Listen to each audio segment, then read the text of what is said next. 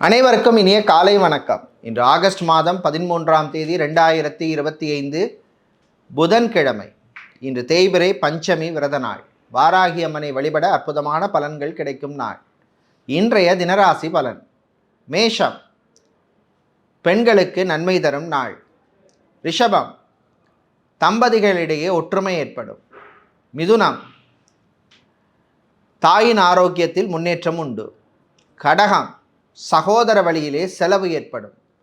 சிம்மம், சந்திராஷ்டமம் இருப்பதனால் விரயங்கள் கூடும். கன்னி, உங்களுடைய ஆரோக்கியத்தில் கவனம் தேவை. துலாம், சகோதர வழியிலே நன்மை உண்டு.